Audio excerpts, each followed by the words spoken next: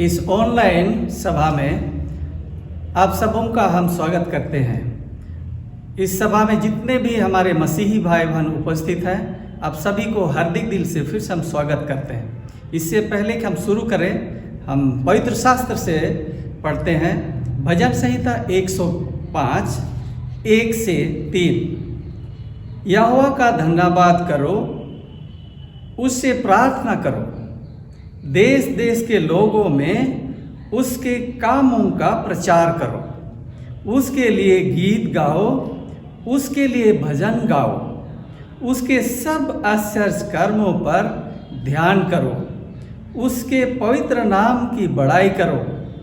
यहोवा के खोजियों का हृदय आनंदित हो। इस सुंदर वचन के लिए हम परमेश्वर को धन्यवाद देते हैं और हम आगे चलने से पहले हम प्रार्थना करते हैं। स्वर्गीय पिता, हम तेरा धन्यवाद करते हैं। तूने हम सभी को सुरक्षित रखा है, सुंदर जीवन दिया है। धन्यवादी हैं तमाम आशीषों के लिए। इस कार्यक्रम में जब हम शामिल होते हैं, हर एक को तू नाम ब नाम आशीष दे और अगुवाई और मदद कर कि जो भी कार्यक्रम हो तेरी इच्छा अनुसार होने पाए और उसके द्वारा हम सभी को आशीषित हो सके। हमारे हर एक पाप अपराधों को क्षमा कर, हमें अगुवाई और मदद कर, क्योंकि इस विनती को यीशु के नाम से मांगा है। सुन और ग्रहण कर, आमीन।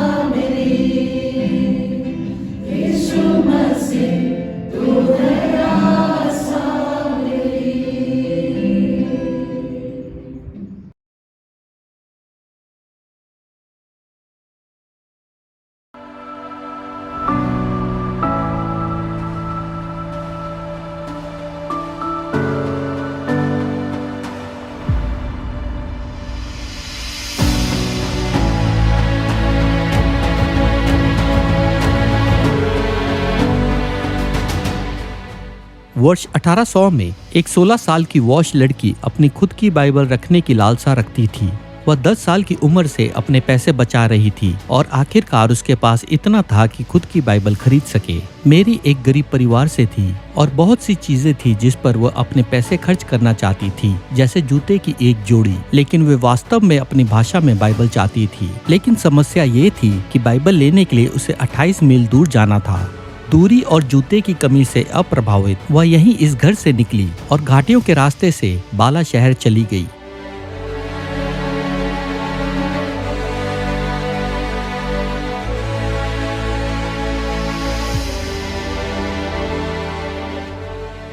यहाँ बाला शहर में पहुँचने पर वह रिवरेंड थॉमस चार्ल्स के घर गई, आज जिनका घर हाई स्ट्रीट पर स्थित है, जो अब एक बैंक में परिवर्तित कर दिया गया है। वह इसकी कहानी से इतना प्रेरित हुआ कि उसने उसे एक की कीमत पर 3 बाइबल बेच दी, जिसमें से आज एक वेल्स के राष्ट्रीय पुस्तकालय में है और दूसरा कैम्ब्रिज विश्वविद्यालय के पुस्तकालय में है।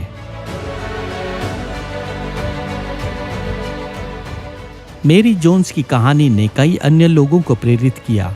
इसके तुरंत बाद रिवरेंड जोसेफ ह्यूग्स ने चर्च के नेताओं से साहसी सवाल पूछा, अगर वेल्स के लिए तो राज के लिए क्यों नहीं, और यदि राज के लिए तो संसार के लिए क्यों नहीं। ये सवाल धार्मिक पुस्तिका समाज की एक बैठक में रखा गया 7 दिसंबर 1802 को, जो वेल्स और अंततः पूरी दुनिया में गूंजेगा।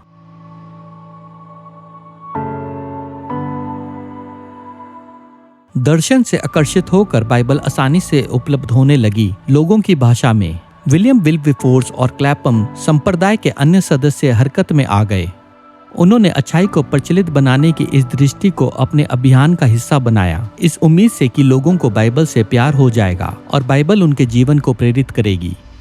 7 मार्च 1804 को लगभग 300 लोगों की एक बैठक में लंदन के सराय में, जो बिशप गेट के पास स्थित है, विलियम विलबरफोर्स और वह जिन प्रचार समूहों का एक हिस्सा थे, ब्रिटिश और विदेशी बाइबल सोसाइटी का गठन किया, जो आज बाइबल सोसाइटी के रूप में जाना जाता है। पिछले 200 वर्ष में वे परमेश्वर के वचन के साथ 200 से अधिक विभिन्न देशों में गए हैं। 1816 में इस सोसाइटी के बनने के तुरंत बाद अमेरिकन बाइबल सोसाइटी का गठन न्यूयॉर्क शहर में किया गया।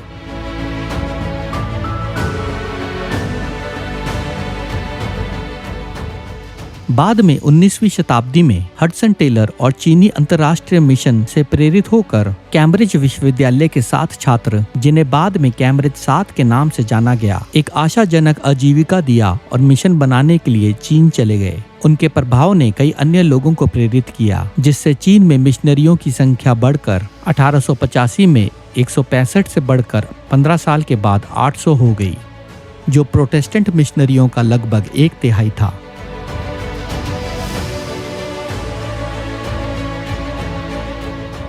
कैस्विक सम्मेलन का मिशन सेवा पर भी गहरा प्रभाव पड़ा, जिसने कई लोगों को अपने जीवन को समर्पित करने के लिए प्रेरित किया, दूर दराज के देशों में परमेश्वर की सेवा करने के लिए।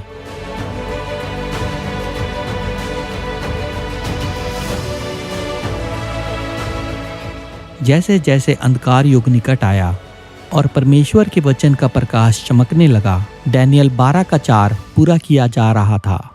1260 साल की भविष्यवाणी जो 1798 में समाप्त हुई, डैनियल के शब्दों के साथ मेल खाती है, जिसने कहा था कि बहुत से लोग इधर उधर भागेंगे और ज्ञान बढ़ेगा। ये बाइबल के ज्ञान को निर्दिष्ट करता है और ये तभी बढ़ेगा जब लोगों की उस तक पहुंच होगी, और यही कारण है कि अनगिनत मिशनरियों ने अपना जीवन समर्पित कर दिया।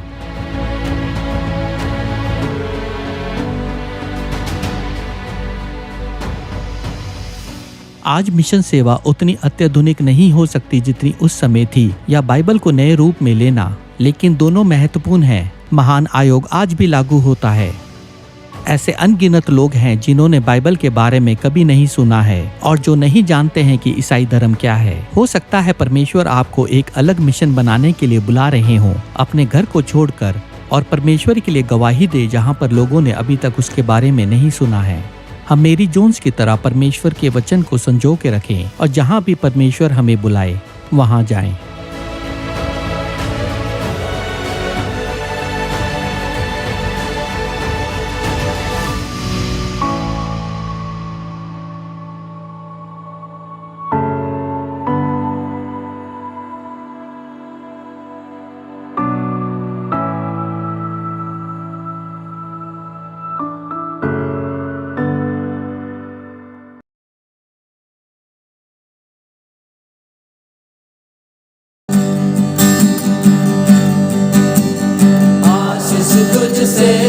चाहते हैं, हे स्वर्ग पिता हम आते हैं। आशीष तुझसे चाहते हैं, हे स्वर्ग पिता हम आते हैं। कोई खूबी है न लिया कर, बख्शो हमको अपनी ताकत। कोई खूबी है न लिया कर, बख्शो हमको अपनी ताकत। खाली दिलों को लाते हैं, खाली दिलों को लाते हैं, हे स्वर्ग पिता हम आते हैं। आशीष तुझसे चाहते हैं, हे स्वर्ग पिता हम आते हैं। हमने बहुत खताएं की है, राहे निकम्मे जफाएं की है। हमने बहुत खताएं की है, राहे निकम्मे जफाएं की है। शर्म से सिर झुक जाते हैं, शर्म से सिर झुक जाते हैं, हे स्वर्ग पिता हम आते हैं। आशीष तुझसे चाहते हैं, हे स्वर्ग पिता हम आते हैं। तुम हो शक्तिमान प्रभु जी, कुदरत तुम्हारी शान यीशु जी। तुम हो शक्तिमान प्रभु जी, कुदरत तुम्हारी शान यीशु जी। हमदो सना हम गाते हैं, हमदो सना हम गाते हैं, हे स्वर्ग पिता हम आते हैं। आशीष तुझसे चाहते हैं, हे स्वर्ग पिता हम आते हैं। आशीष तुझसे चाहते हैं, हे स्वर्ग पिता हम आते हैं। ओ, ओ, ओ,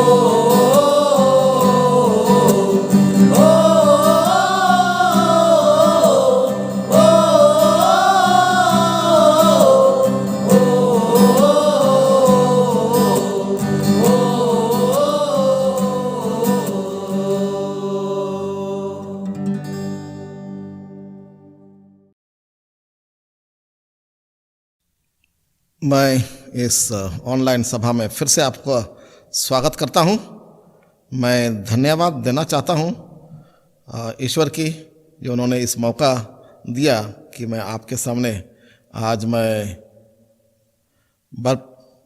परमेश्वर की पुस्तक बाइबल से साझा कर सकता हूं। मैं धन्यवाद देता हूं NIU के संचालकों को, जिन्होंने मुझे फिर से एक मौका दिया ताकि पवित्र शास्त्र से हम पढ़ सकें और उसका ज्ञान हम प्राप्त कर सकें। आइए हम पवित्र शास्त्र में जाने से पहले हम दुआ करना चाहते हैं। हे हमारे स्वर्गीय पिता जो तो स्वर्ग में हैं, हम धन्यवाद देते हैं सारे आशीषों के लिए तूने हमें बीते दिनों में दिया, और आज का दिन इस शाम के समय में वेस्पर में मौका दिया ताकि हम सभी को पवित्र शास्त्र से एक साथ पढ़ सकें और ज्ञान प्राप्त कर सकें।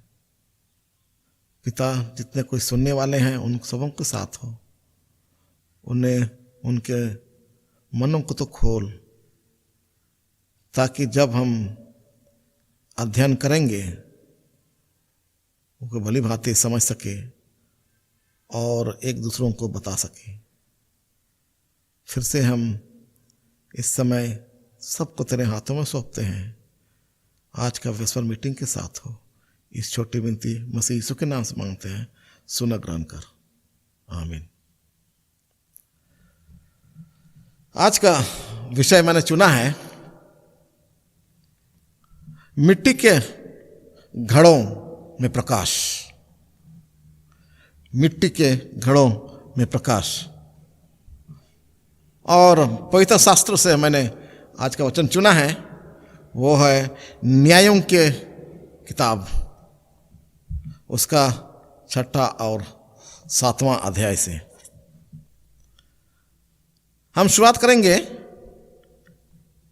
उसका 6 अध्याय का 11 और 12 पद से। न्यायों का 6 अध्याय उसका 11 और 12 पद यूं कहता है, फिर यहोवा का दूत आकर उस बांज वृक्ष के तले बैठ गया जो ओपरा में अबीएजेरी युवास का था, और उसका पुत्र गिदोन एक दाखरस कुंड में गेहूं इसलिए झाड़ रहा था कि उसे मिद्यान ने उनसे छिपा रखे। यहां पर हम देखते हैं कि गिदोन मिद्यानों से छुपकर वो अपना जो गेहूं है उसको वो झाड़ रहा था।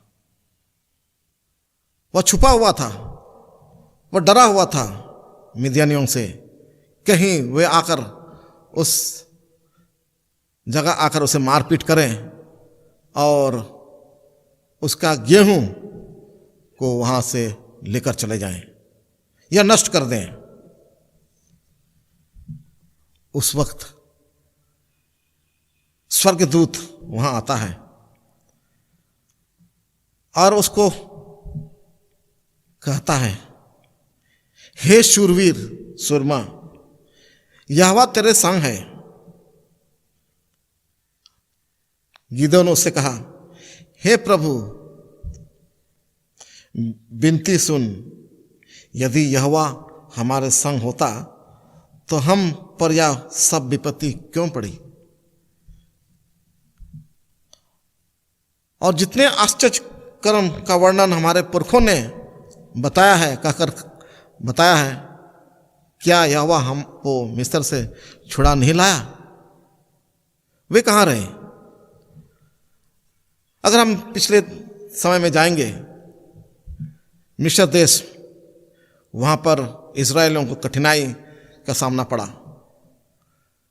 मिस्रियों से ताड़ना पड़ी, और उसके लिए मूसा और एरोन को भेजा गया। और फिर वहां विपत्तियां पड़ने लगी, 9 विपत्तियां पड़े, और फिर भी फिरौन का मन नहीं फिरा, और 10वां विपत्ति जो कि पहलौठा का मरना,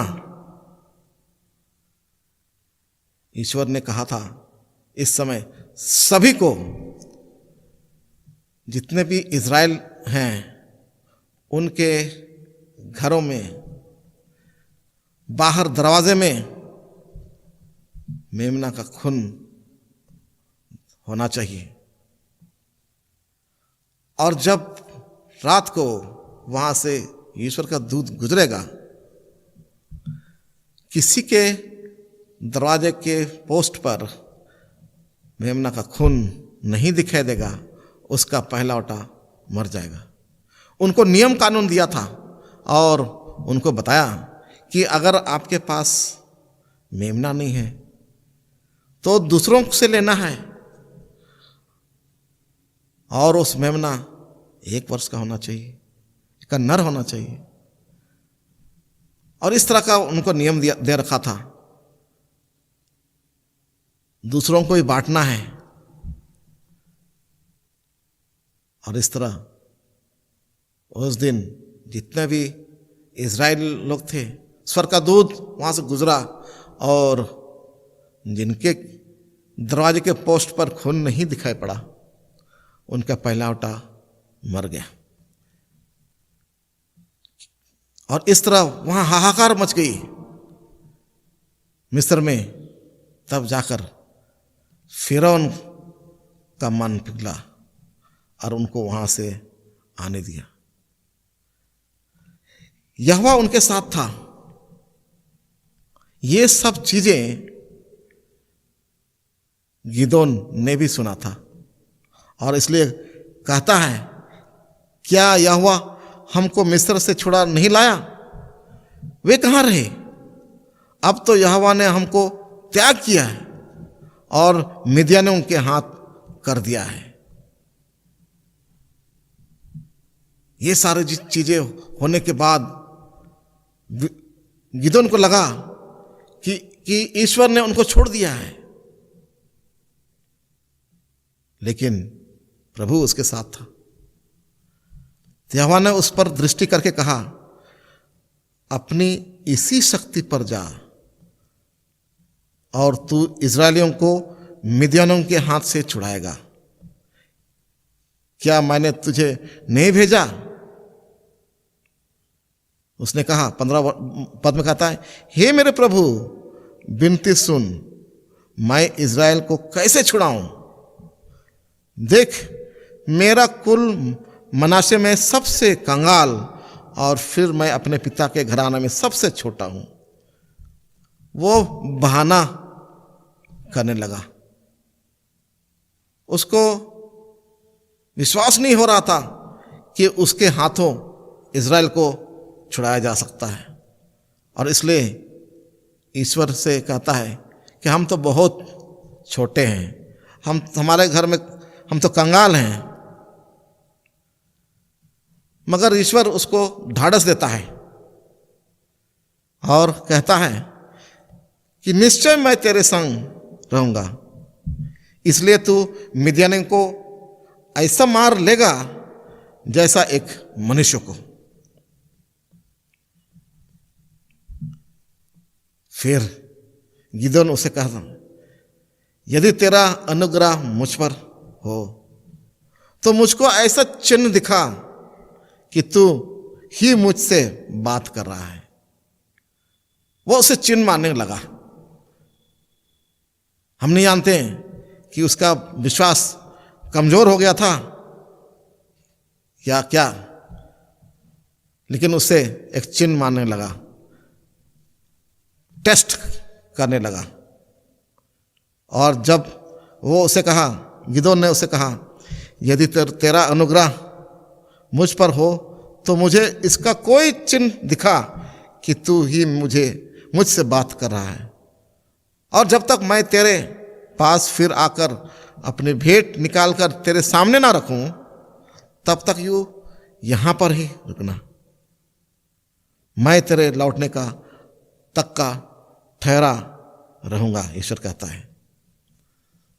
तब गिदोन जाकर बकरी का एक बच्चा लिया और अखमीरी रोटी तैयार की और उस मांस को तैयार किया और टोकरी में, छोटा टोकरी में लाकर उसे उस बांज वृक्ष के पास चट्टान में रख दिया।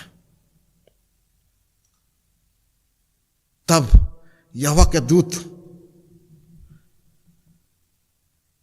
ने अपने हाथ की लाठी को बढ़ाकर उस मांस को छुआ और अखमीरी रोटी को छुआ और चट्टान से आग निकली और उसको भस्म कर दिया।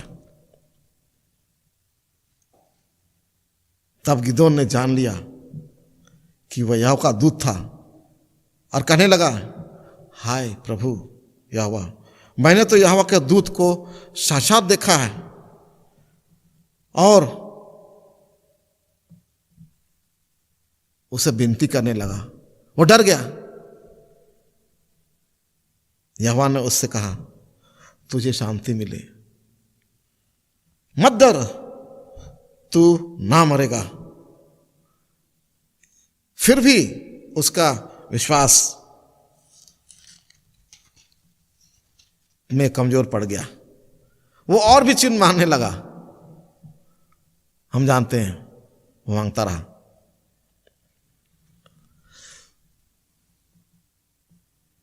तब जब सारे उसका चिन्ह को देखा तो उसको विश्वास आया।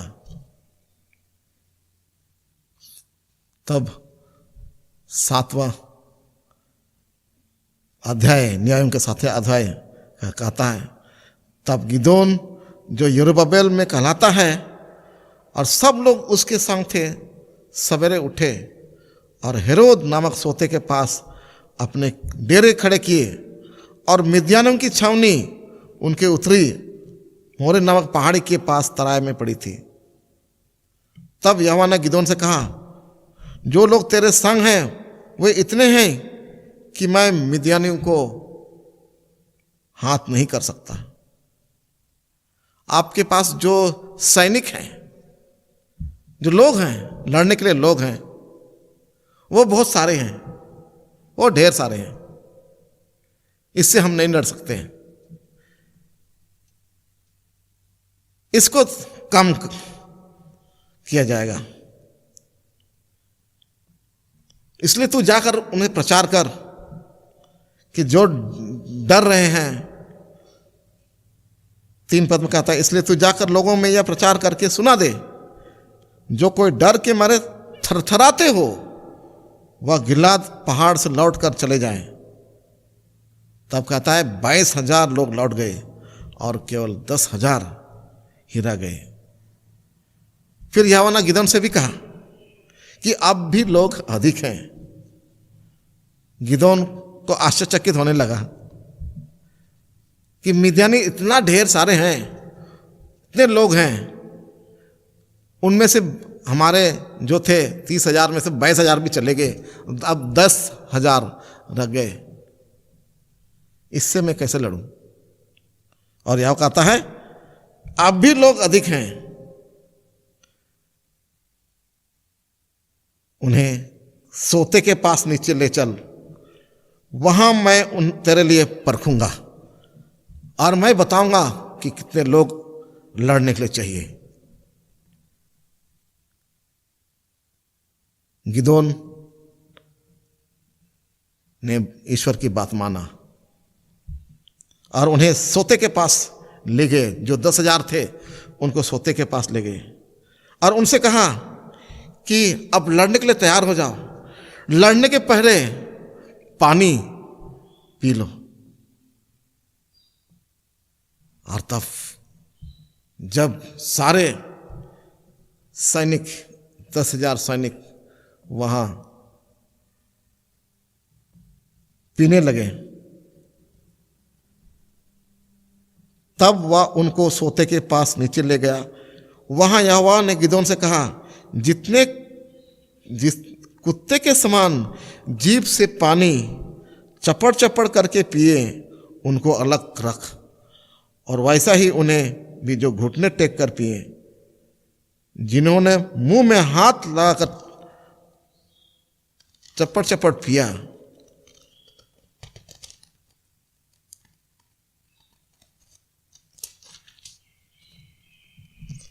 तो उनकी तो गिनती करना।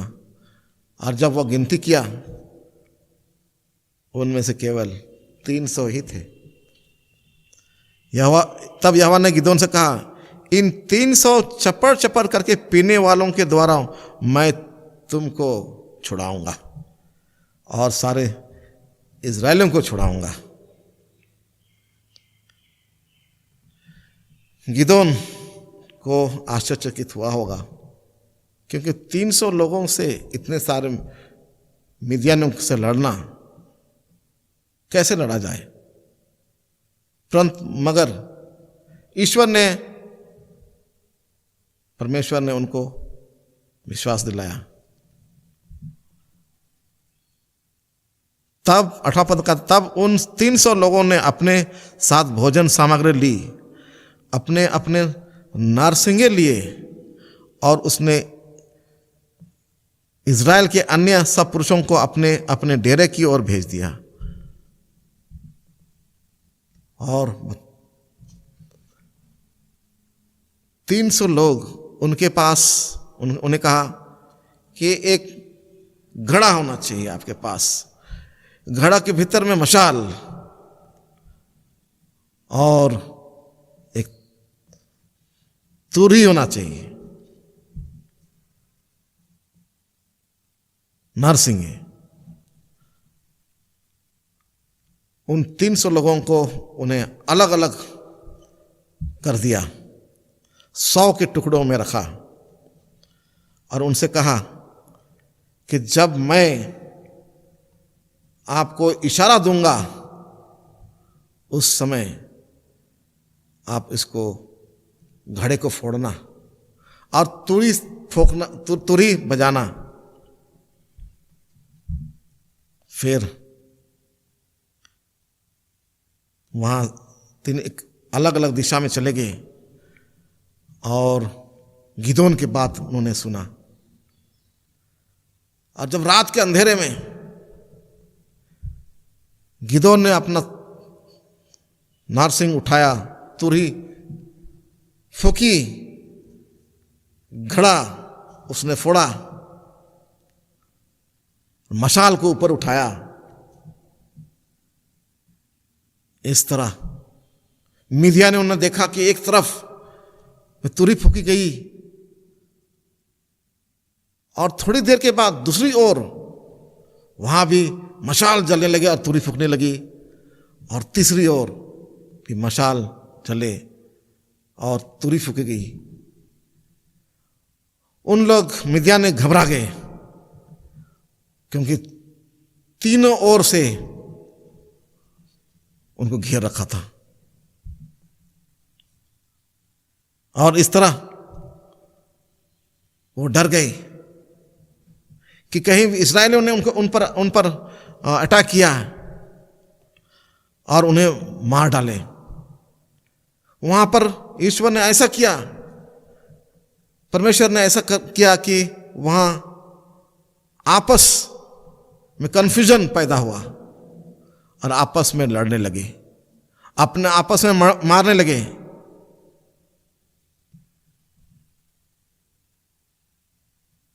कहता है बाइबल में 21वां पद में कहता, तब वे छावनी के चारों ओर अपने स्थान पर खड़े रहे और सब सेना के लोग दौड़ने लगे और उन्होंने चिल्ला चिल्ला कर उन्हें भगा दिया। और इस तरह हम जानते हैं कि उनको मार दिया। वे अपने आप मारने लगे। ईश्वर अपने लोगों को सहायता करता है, वो कभी नहीं छोड़ता है। जैसा कि इस्राएलियों को इतना विपत्ति होने के बावजूद, मिदियानों के पास होते के बावजूद उनको वहां से छुड़ा लाया।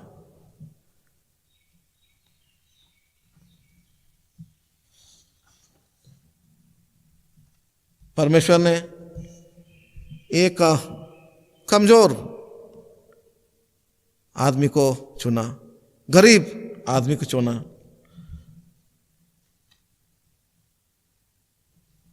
ऐसा ही ईश्वर हम सबों को देखता है। वह नहीं देखता है कि हम किस तरह हैं, हमारा शरीर का बनावट किस तरह है, क्या हम ताकतवर हैं या नहीं, मगर ईश्वर कहता है इफिसियंस 6:11, इफिसी का 6:11 में कहता है, बाइबल खोलेंगे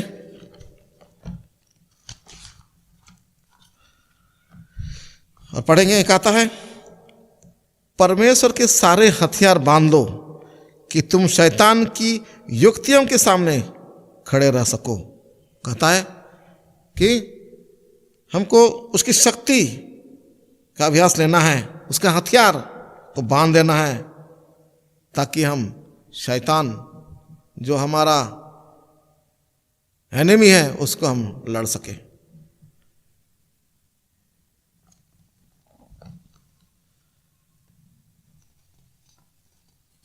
परमेश्वर पर हमको विश्वास करना है। परमेश्वर ही हम सबों को बचाएगा। अगर हम कैसे शैतान से लड़ सकेंगे? अगर हम ईश्वर पर विश्वास नहीं करेंगे तो हम कैसा शैतान पर लड़ सकेंगे? हमारा जो उसका रिश्ता होना चाहिए ईश्वर से, वो विश्वास में टूट होना चाहिए। 300 लोग और इतने सारे मिद्यानी से लड़ना एक अजीब सी बात है, लेकिन गिदोन ने विश्वास किया और परमेश्वर का बात माना और उन लोगों से वो लड़ सका। 2 कुरिन्थियन 4 अध्याय उसका 6 और 7, 2 कुरिन्थियन 6 और 7, 4 का 6 और 7 में कहता है, इसलिए कि परमेश्वर ही है जिसने कहा अंधकार से ज्योति चमके, और वही हमारे हृदय के चमका कि परमेश्वर ही की महिमा की पहचान की ज्योति यीशु मसीह के चेहरे से प्रकाशमान हो। परंतु हमारे पास वह धन मिट्टी के बर्तनों में रखा है कि यह असीम सामर्थ हमारी ओर से नहीं वरन परमेश्वर ही की ओर से ठहरे। For it is the God who commanded light to shine out of darkness, who has shown in our hearts to give the light of knowledge of the glory of God in the face of Jesus Christ। यही हमारा छुपा हुआ प्रकाश जो मिट्टी के बर्तनों में अंदर है, हम मिट्टी के बर्तनों जैसा है, हमारा प्रकाश हमारे में छिपा हुआ है, उसको उजागर करना है, उसको बाहर निकालना है। और तभी हो सकता है कि परमेश्वर को हम अपने आप को समर्पण करें, हम उसका विश्वास में लगे रहें, तभी हम शैतान के चंगुल से बच सकते हैं। उसके जो एनिमी हैं, शत्रु हैं, उनसे हम लड़ सकते हैं। मत्ती 5 का 14 से 16 में यूं कहता है,